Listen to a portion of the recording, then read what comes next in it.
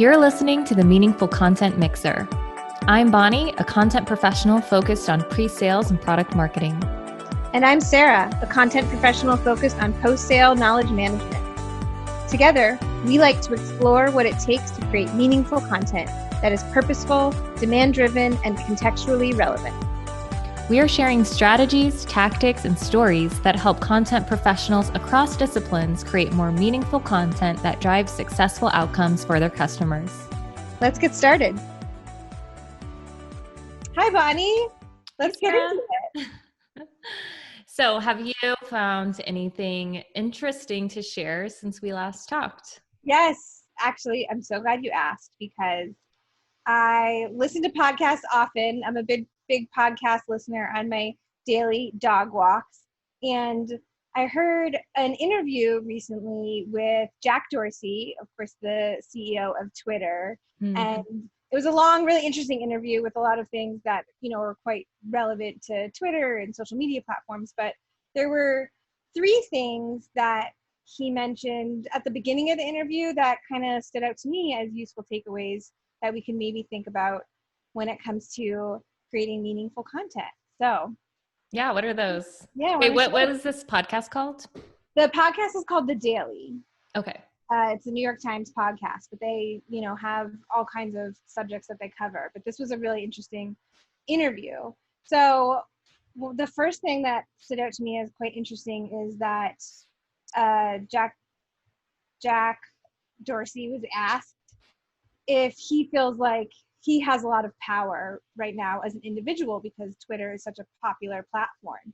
And he responded that, well, no, actually the power of the platform lies with the people who use it.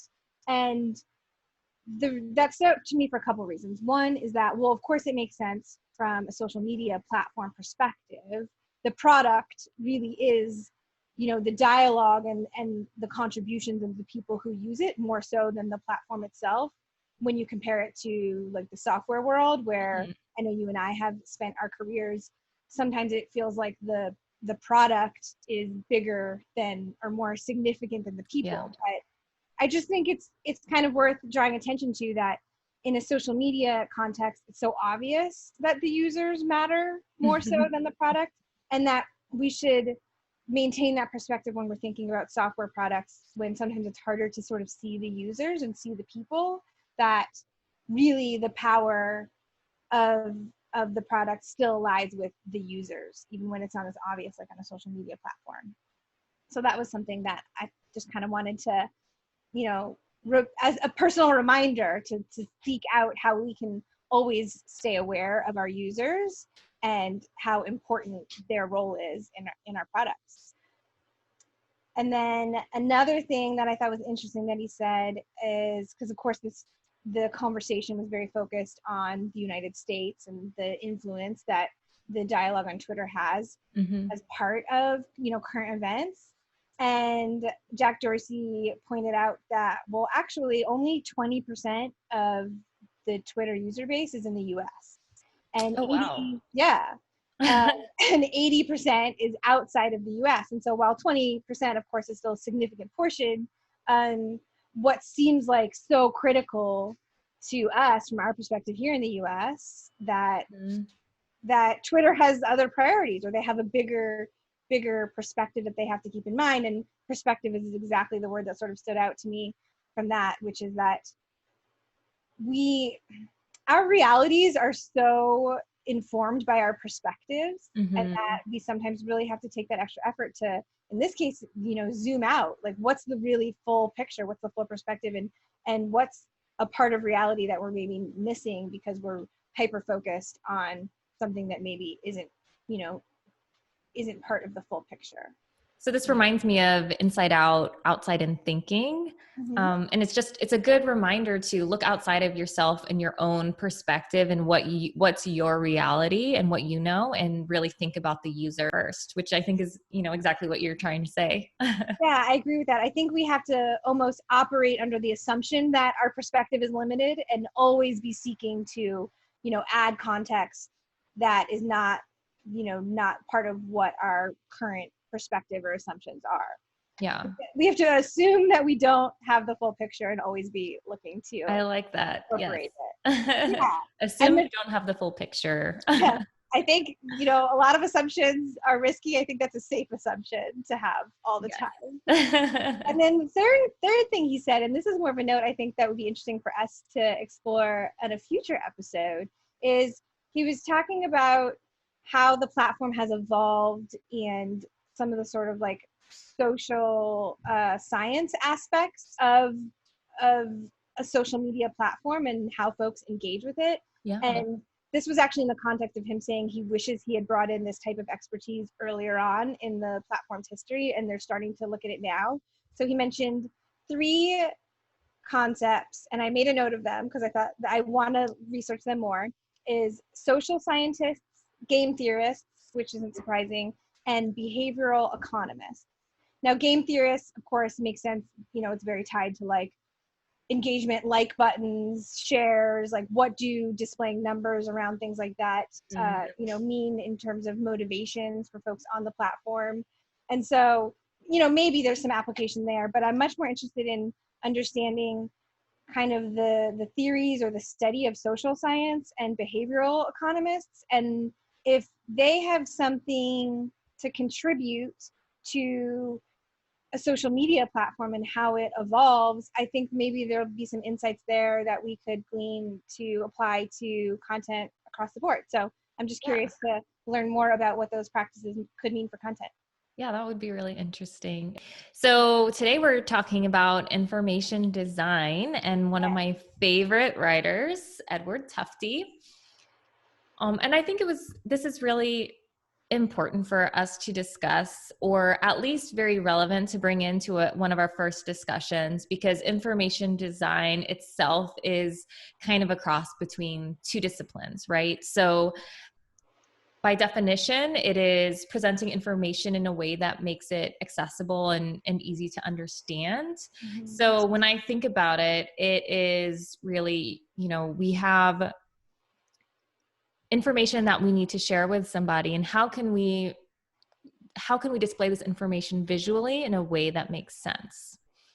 Yeah, and when I first learned about Tufty, it was in grad school when I was studying technical communication, but I think this is something that really applies across disciplines, from anywhere from, graphic design to engineering to marketing, tech writing, product management. It runs the full gamut. And, presenting technical information in a visual way is harder than it seems. And there are a lot of considerations that you need to, there are a lot of things you need to take into consideration. Yeah, agreed. And I think it's also worth calling out that as we talk about content, meaningful content in our conversations, that it's never limited to just words. Of content is often transferred in the form of words, but really content is any sort of information conveyance, and there are limitless formats to convey that information. And so looking at something like visual design and maybe seeing what we can learn from the concepts and just be ready to apply those creatively to whatever the format or output is from our content.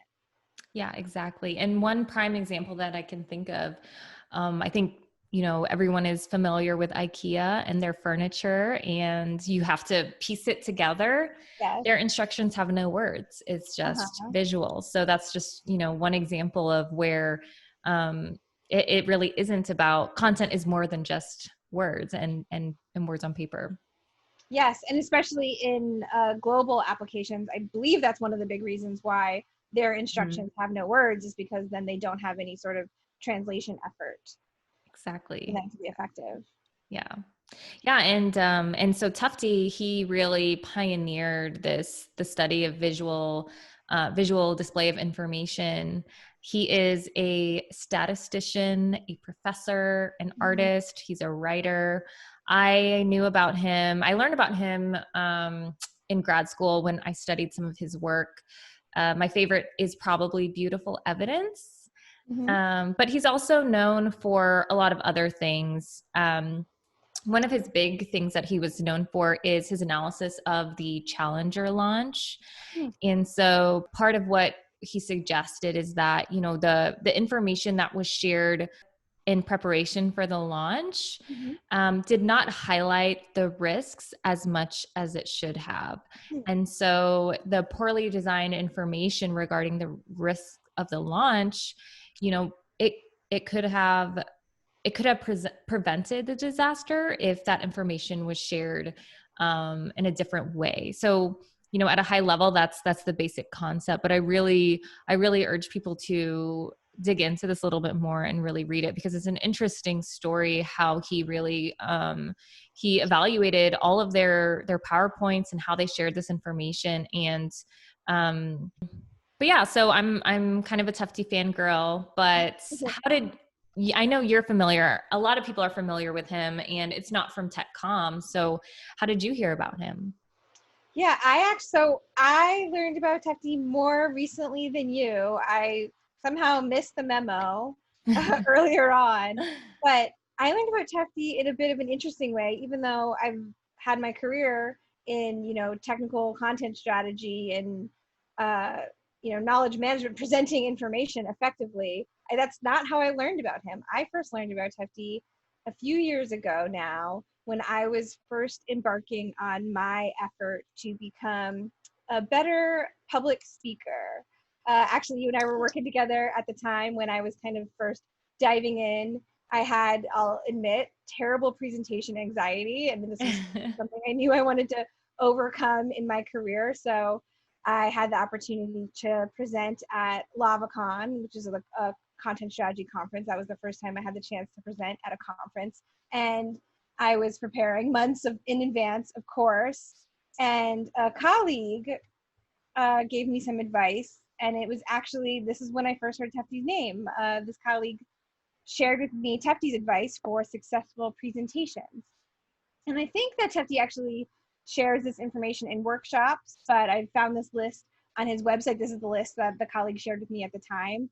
So I can share a couple of them. There's 15 things on this list that Tufty recommends, but there's a couple that stood out to me that were really helpful as I was preparing. Yeah. So I'll read a couple of them. So you. Well, it's funny because I actually didn't know that he gave tips on public speaking. So yes, this will be interesting for me. Yes, extra layer to yeah. Expertise here. So a couple of things that he says. Number one on the list is show up early. Something good is bound to happen, which I like. Mm-hmm. Number two, lay out the problem, who cares about it, and what the solution is. I mean, we talk about why, like having clarity on the why of what you're doing, and meaningful content has to be relevant to the consumer, to our customers. And so we have to understand why they would care about the content that we're, publishing for them. Yeah. He also, this is more about, I think, public speaking specifically than content, but he says talk, avoid the obvious reliance on notes. So that is something I've tried to embrace with my public speaking. Yep. You want to be prepared, but prepare in a way that you can just have a conversation about the material rather than read through a script when presenting. That's a great tip, yeah. Number 8 on his list is never apologize, which I really like. We know things, go wrong. We misspeak. There's technical glitches, and we can certainly acknowledge them in the moment, but we don't have to apologize for them. We can just kind of go with it. Number 9 on his list that I like is use humor, but make it relevant and never irritating. So I think that's about kind of having fun with the presentation. Yeah. So I like that. And then the last 2 I'll share lower down on the list. Number 14, express enthusiasm about your material, but only if your enthusiasm is real. So your enthusiasm has to be real. So I think, authenticity matters, but having enthusiasm, excitement, passion for what you're doing is important.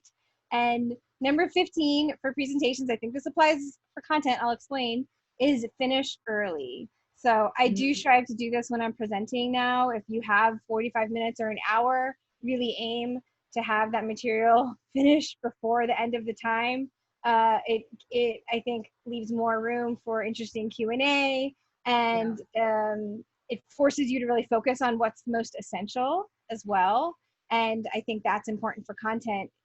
We can apply it. We think about the finish early version for content is what's the most efficient and important information to convey, and how can we make sure that we're focusing on that? Yeah. And that, I think that's a good one because it does translate to content. One of Tufty's biggest principles, or one of the terms that he coined, was chart junk. So, putting stuff on charts just because it looks good, and it doesn't add to the effectiveness of the information. And so I think, that's a good example of one of his principles.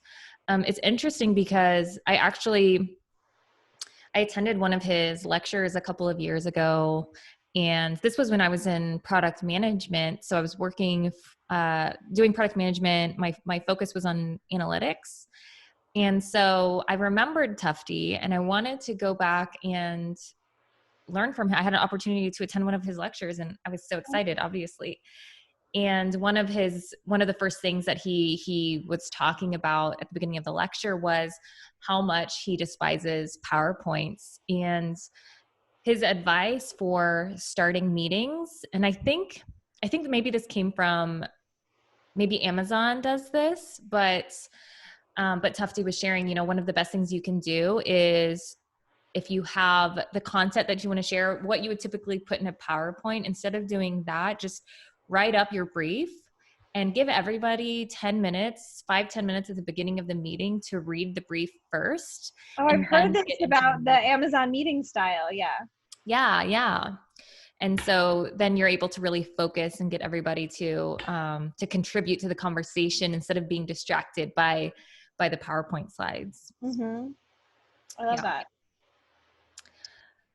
So really, I mean, I think a lot of his work is really about focusing on the valuable content, right? Don't just put things into the charts and make it pretty just to make it pretty.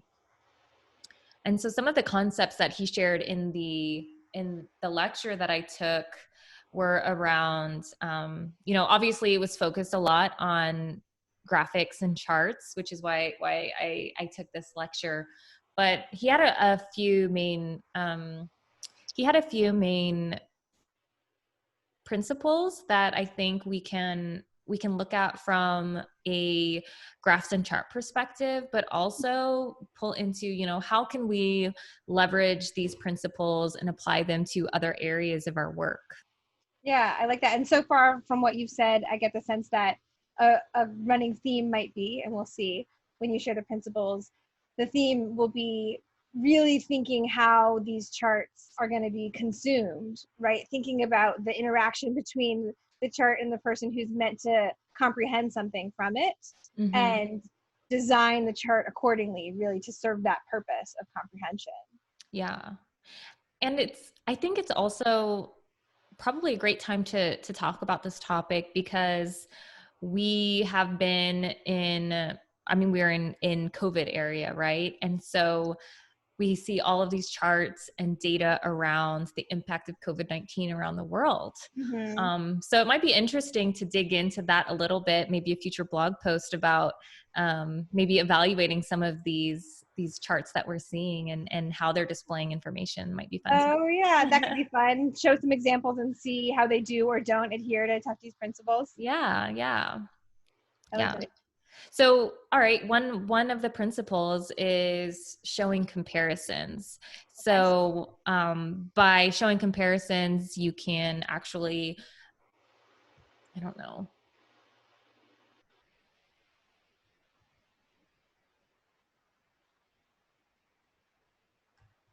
Okay. So, one of his principles is showing comparisons. So, instead of just highlighting, and I'll use the pandemic example, but if you see how the pandemic has impacted the United States, but then compare that to other parts of the world, and you can see the drastic difference there. I don't know where I'm going with this, to be honest. Well, it sounds like the value of a comparison might especially be useful when something is new or different for the user, thinking about what types of comparisons would help them feel oriented or complete the context for the user. So keeping that kind of idea in mind of what's the benchmark or the context or the comparison that we can provide our users along with the new information to help them understand it more. Yeah. Yeah, I think that's a great point because you don't have the context of, you know, how much of an impact something has had unless there is a comparison, like even just a benchmark of where it was before. Mm-hmm. And then you could really see how something has grown or changed or how much of an impact it has had. Yeah, that's a good principle. Makes And sense. in line with that is showing causality. So being able to represent in the data, or take that data and represent visually what might be the cause, or what has caused a change or an impact. And that really can be done by layering in different types of data, right? And so I'm sorry, what'd you say? I just said, mm-hmm. Oh. And so that really leads to the third concept, which is using multivariate data. And so by that, it's really, what are all the different pieces of relevant information that should be included in this graph? And so another example I think could be, if we look at the impact of COVID in the United States, but then apply a timeline over it, right? So let's say you're comparing COVID-19 deaths to flu deaths. That's a comparison that I've heard a lot. And people say, you know, people die from the flu every year. But then when you compare the numbers and then apply timelines to it, you know, more people have died from COVID-19 in a 4-month period than people have died of the flu in a 12-month period. Oh, interesting. Okay. Yeah. So So adding that sort of dimension or data layer is important for context, for the meaning of the exactly. data. Yeah. And then, of course, a fourth principle would be integrating the data. So integrating the text and the images.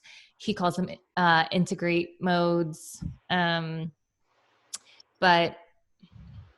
so the fourth concept is integrating the data, right? So text and images and numbers, they don't need to be separated. I like to think of this, if you've seen any infographics, they do a great job of this. Oh yeah, of Yeah. course. Yeah. And so instead of just having a chart with a bunch of dots all over it and then explaining what the dots mean down below, maybe having some form of visual representation instead of the dots to show where things go. So an example I can think of, let's say we're talking about endangered species and we want to display a chart that shows the population of each of these species. Well, they don't have to be dots on the chart with the description below. You can just have a picture of each of those animals on the chart, and that could be a way to combine those different modes. Yeah, I love that. And it's interesting to think about infographics in particular and why they can be so effective. And I wonder how much of it has to do with the fact that different people process information differently. So for me, I'm terrible at remembering numbers or even really visualizing, like being able to create a visualization from numbers. But I like infographics, how it does sort of combine the narrative or the explanation along with the numbers. And in that Mm-hmm. case, the the numbers sort of help me paint a picture of the meaning. Yeah. But if I think back, I don't remember the numbers. I just have a better sense of the comparisons or the dimensions or the patterns of change that, the information part of the graphic was explaining. But maybe someone who really can think through numbers, they would have the opposite experience from the same infographic. Yeah, exactly. And thinking about visual understanding, have you seen those images where people say, this is what these countries would look like if they were in the United States, just to show the scale and the difference in Oh size? yeah.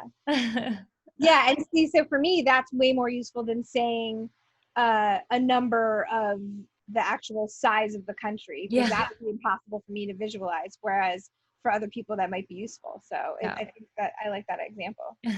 Exactly. And let's see. So the fifth concept is establishing credibility. And this one I think is huge because of course in anything that we do, we need to establish credibility. But when it comes to data, that can be really tricky because as you know, and I'm sure you've heard, data is the new gold mine. And so everyone is collecting data. Anyone in business needs to consolidate this data and present it to their executive teams, to their bosses to show how they're doing. Yep. And really, it's kind of in this gray area where you can make data tell whatever story you want, right? And so, what's really important is remembering that you've got to be able to establish some sort of credibility, and that you're not just telling whatever story. And so, an example of this would be when I was working on an analytics project. You know, we had to capture sessions, and when you look at sessions and the definition of sessions, it really can differ depending on what company is collecting the data. So Google will have their own definition, and then anyone else from there. So it's being able to establish credibility. So let's say that your interpretation is different from what someone else's interpretation may be. You need to allow them to have access to the definition and the source of that, right? And so in this example of presenting data in this chart, maybe session means something different. That would be allowing them to understand what your definition of a session is, how that differs from what they're normally used to seeing, and then giving them access to the raw data so that they can make sense of it themselves. So allowing that opportunity to not only display that information for them, but giving them the opportunity to figure it out themselves as well. And that really helps you establish credibility because you're saying, here, you can do it yourself, and you can see that this is why we've displayed the information in this way. Oh, interesting. And I wonder how much it sounds like it helps credibility whether someone consumes that extra information or not. Just the fact that if you're, as a content creator, you're presenting that information, you're offering up that transparency, that could establish or improve your credibility, whether someone takes the time to dive into that detail or not. Yes, exactly. I like that. And then the last concept, which I think is probably the one that will be our favorite, is to focus on the content. So it's really just quit trying to make it pretty. That should be the outcome is that your chart will be beautiful. If you focus on the content, you are showing the comparisons, you have the credibility, you're integrating the different modes, and you have multivariate data. If you have all of those pieces in place, then you don't need to add chart junk just to make it pretty. So really, again, it's really just focusing on the valuable content, minimizing the noise, and then really presenting the information that the user needs to see. This has been, I think this can get a little tricky, especially when with technology today, we can make things look really cool and we can add some super flashy stuff. I remember when dashboards had the gauges on it, right? Like everybody had gauges on their dashboard because it looked really cool, made it look futuristic. But at the same time, you know, what is that information really presenting? So if you're designing something or creating a piece of content and all you can say about it is this looks really cool, take a step back and really think through the context. Again, the perspective outside of your own, and what is somebody actually getting from this piece of content beyond it being fancy and looking cool.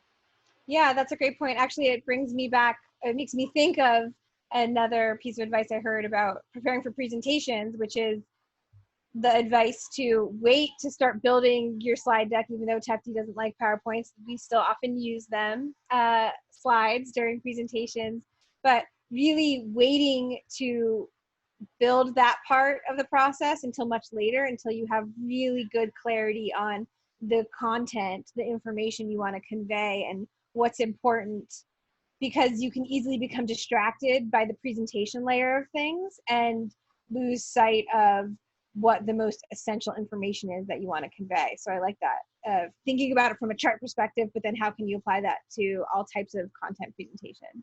Yeah. Yeah.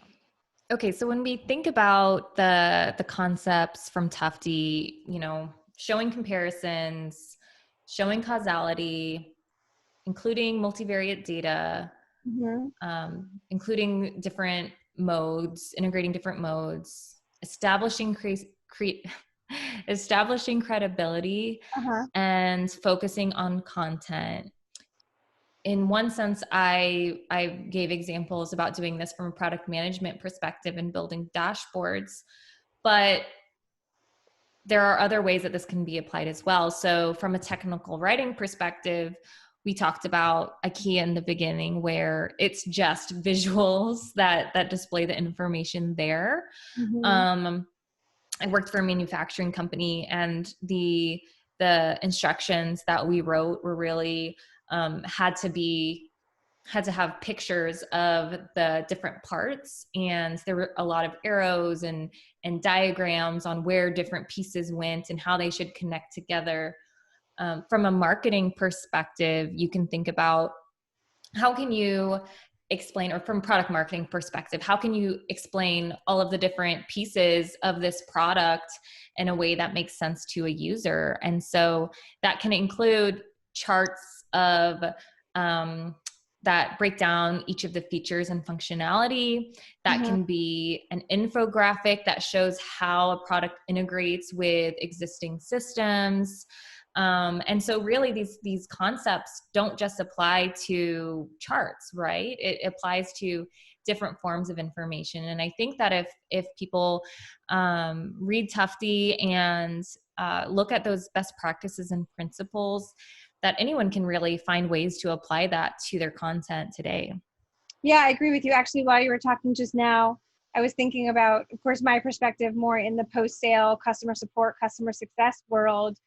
Customer onboarding is a huge area of focus for software companies. And a lot of onboarding programs have to incorporate, or the best ones incorporate, options where folks can choose to engage with written information or video tutorials or a blend of both, and giving the users the chance to pick the type of content, or the type of format rather, that is going to best serve them in any given moment, and really knowing your audience and what are the ways of consuming information that are important to them at any given step of their journey. And then, of course, to your point, applying the principles to any of those formats. Yes. And I love how you went back to the audience, because that is key to making sure that your information is effective, right? It needs to speak to the person that you're trying to target there. Yeah, presenting it from their perspective, certainly. Yeah. So that is Tufty in a nutshell. And before we wrap, I wanted to share a fun fact about him, which I didn't learn until I attended his lecture. Okay. But he's actually an artist. So he sculpts art. He's a sculptor. A sculpturist? Say that again? The sculpturist? Is that the word for that? Yes. But I love it even more because, again, it's really, he's this amazing scientist, and yet this political scientist who writes about information design, and he's also this artist who creates these beautiful sculptures. So I thought that was a fun fact. And he's also from my home state of Missouri. So he was born in Kansas City. So got a shout out for that. Shout out to the Midwest. Yes. Very nice. Well, I can't wait to apply these principles to my work in the next coming weeks. Yeah. And we'll include some links for anyone listening to be able to go in and do some more research. I'll include a link to his art as well. And I would strongly recommend, if he's doing a lecture in your area, to attend. You can always learn so much from him. Oh, neat. Okay. So next week, what are we going to talk about next week? Next week, I think we want to talk about, I don't want to say I think. Next week, we are planning to talk about the instantly famous Nike commercial that came out recently that really, I think, moved a lot of people. It was beautifully done, and I think we want to see what we can take away from this commercial and uncover some maybe strategy that they use to create this amazing commercial and see what we can learn to apply to meaningful content. Yeah. So for those listening, if you or anyone you know would be interested in sharing your best practices around creating content that moves, connect with us at meaningfulcontent.io/connect. All right, wonderful. Well, until next time, Bonnie, we'll talk soon. All right. All Talk right, soon. cheers. Cheers.